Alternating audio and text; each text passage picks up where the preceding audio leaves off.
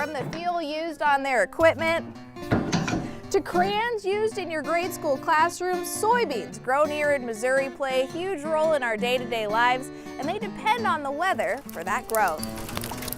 I really didn't like to hear the thunder in February. For farmers like Terry Schweppe, that winter thunder is an omen of sorts. There's a lot of the older generation that as soon as they hear thunder in January and February, that means late frost.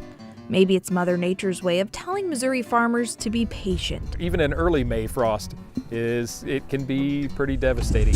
When temperatures are warm early on in the season, farmers are tempted to get to work.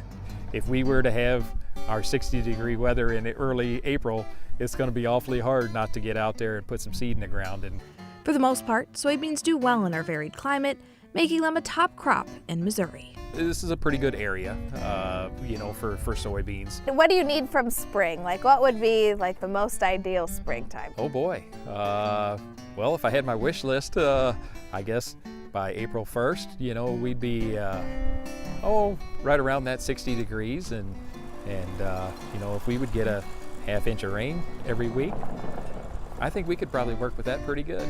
If the weather cooperates, these soybean seeds will go into the ground about mid-April and be ready for harvest by the fall. In Labadee, Tracy Hinson, 5 on your side.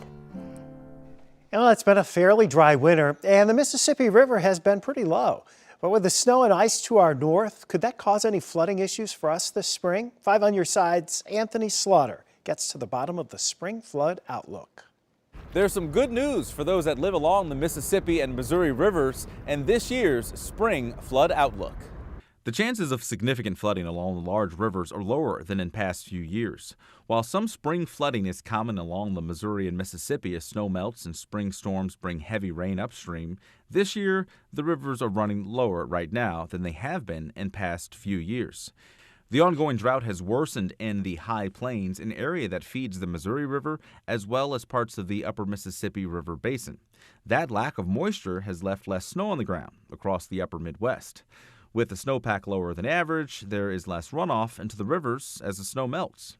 With the lower river levels and not much snow to melt, the rivers are actually better able to handle the runoff from spring storms without causing significant flooding.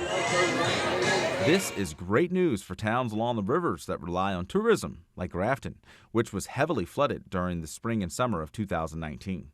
It also means barge traffic can flow freely along the Mississippi River. Any flooding this spring will be the result of extremely heavy rainfall upstream. While that is possible, the probabilities of significant flooding are much lower than in past few years. In fact, along the Missouri River, even minor flooding is questionable. Of course, along our smaller rivers like the Big River, the Kaskaskia River, and the Quiver River, significant rainfall over those rivers can lead to rapid rise of river levels and flooding concerns. Of course, on our smaller rivers, the key is how much rain falls, how fast it falls, and how long any wet pattern sticks around. I'm meteorologist Anthony Slaughter. Still ahead tonight, the impact inflation is having on farmers and how that cost will ultimately affect your pocketbook.